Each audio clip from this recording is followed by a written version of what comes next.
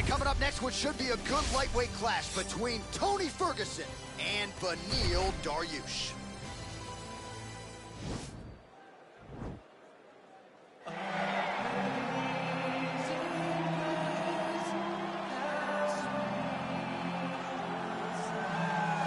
Well, this guy has truly made the takedown a thing of beauty in mixed martial arts. With respect to yourself and George St. Pierre and the truly great takedown artists, this guy's closing the gap and entering that company in the eyes of many. Oh, absolutely, because he's done such a great job of timing takedowns. I haven't seen anyone so good at slipping a jab into a takedown since George St. Pierre. Right. He does a phenomenal job of getting from step 1 to step 2 before his opponent even realizes now he's in on my leg. And if they do get their hips back, immediately he's up into a foot sweep or a headlock or an inside trip. It's just so many different ways for him to get you to the floor that he will throw every single one at you every single time. And a lot of fighters talk about that wrestling maintenance and how hard it is, right, over the course of a career to continue to drill those things. He talks a lot about that, and that's why he's continued to realize success here in the UFC.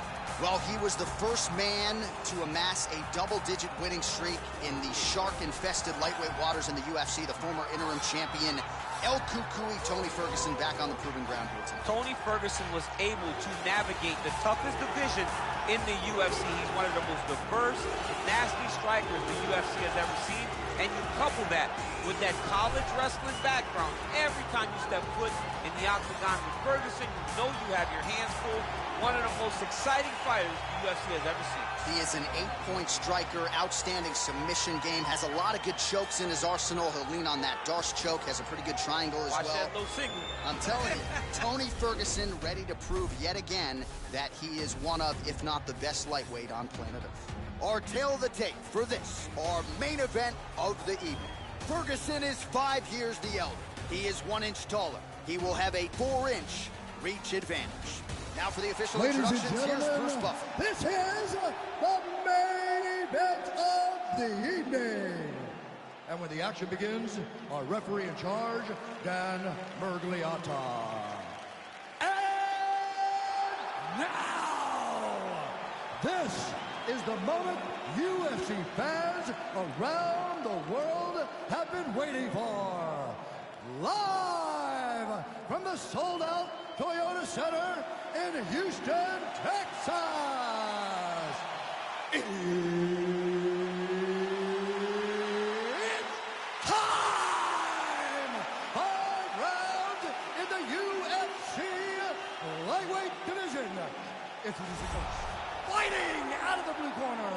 This man is a jiu-jitsu fighter holding a professional record of 20 wins, 4 losses, and 1 draw.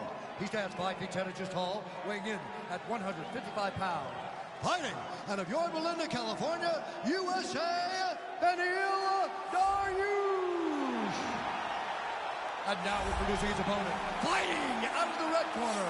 This man is a freestyle fighter, holding a professional record of 26 wins, 5 losses. He stands 5 feet 11 inches tall, weighing in at 155 pounds.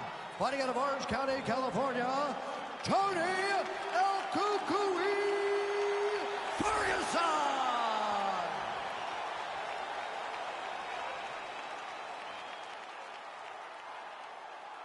All right, going through the rules of the locker room. I want you to obey my commands at all times, protect yourself at all times. I want a nice, clean, safe fight. Touch gloves, back your corners, come out fighting. They touch him up, and we are underway.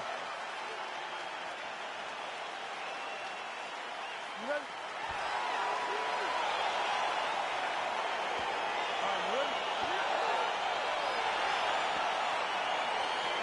All right, folks, here we go with round 1. This is not the Eddie Bravo Invitational. This is the UFC. And 2 of the more decorated Brazilian Jiu-Jitsu black belts we have in this or any division. Yes, in any division. We've never seen guys that can really incorporate the Jiu-Jitsu into fighting as we've seen this 2 do.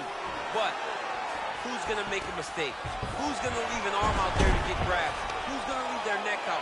Let's see when you put 2 great jiu-jitsu. Now he has a headlock trying to pin his opponent's back down flat onto the mat. Look from the transition to an arm triangle to try to chase the finish. Oh, he postured up there. Oh, man, that was slick. Making all these shots count. sign of things to come as he lands a kick there. Nice kick landed by the champ.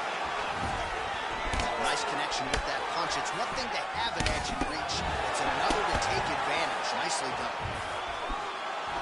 Man, it's almost like he's got a rangefinder out there. Just too easy as he connects with another good series of punches there. If you're boxing this guy and only boxing him, you will be in trouble.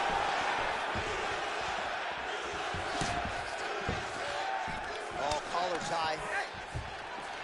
That was a thudding leg kick. Wow. Hey, finally gets the takedown. It wasn't for any lack of effort, but finally that shot was good enough to get his opponent down. I don't know how many times, John, I could have watched this guy shoot takedown attempts without securing one. It's almost like out of pity. You feel good for him to finally get it done. Now what does he do with this top control? Oh, and he escapes up to his feet. Very nice. Wow, what a head kick.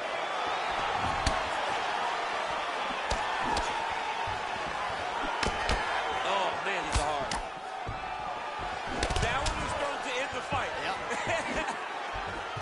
And there's another takedown attempt. So we pull up the numbers here. 28 total strikes have now landed for El Cucuy, Tony Ferguson. He's in trouble. He's hurt bad.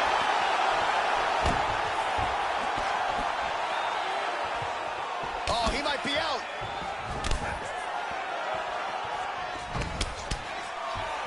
Oh! Well, just exhausting watching some of these takedown attempts. He's unable to get it there. And he's attempting them over and over again. How long before he gets discouraged and accepts that this is going to be a stand-up fight? Well, it's one thing to have length. It's another thing to use it, and he does it as well as anyone. Nice kick there by Ferguson. He can truly do it all.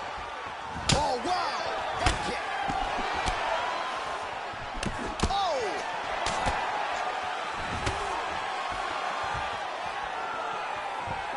Looks like he's trying to set up a takedown here. There's the attempt. Ferguson's head kick is blocked, so no damage inflicted there. Nice punch by Dariush. Beautiful straight punch there. His boxing fundamentals are just so clean. Oh, he looks so sharp tonight. Dariush's lower jaw does not look good. I don't think it's broken, but starting to show some obvious signs of swelling. Takedown lands. Posturing up now. And now the damage is about to start. Oh, looks like he's transitioned to an armbar. You cannot stay in the guard of these great jiu-jitsu guys.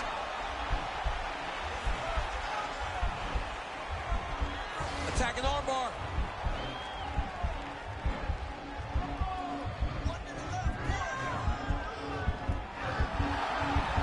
You got to recognize that when a guy starts to put his feet on your hips, you got to move him off, and you got to cover. You can't be off to an ankle. Somehow stays in the fight. All right, full guard here, DC. We'll see how soon he tries to pass. Well, he needs to be passing immediately. In the full guard is where you are in most danger as a top fighter because they have all of their submissions. Right. They have the guillotine, they have the armbar, they have the kimuras, they have all their locks when they're in the full guard.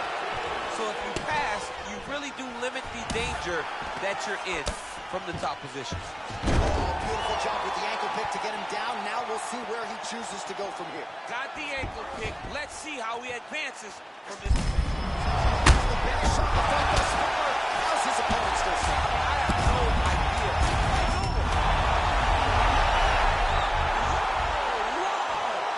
That was nasty. Again, the winner here was so aggressive with his onslaught that ultimately appeared as though the outcome was an eventuality. So if you're the referee, you got to protect the fighter, and I thought he did a good job of doing just that.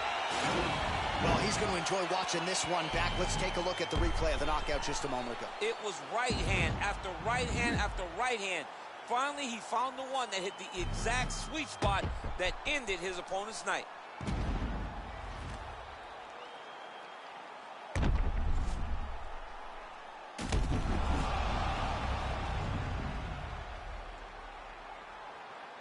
And here we go inside the octagon. Bruce Buffer has the official decision. Ladies and gentlemen, referee Dan Mergliata has called a stop to this contest at 4 minutes, 50 seconds of the very first round. Declaring the winner by knockout, Tony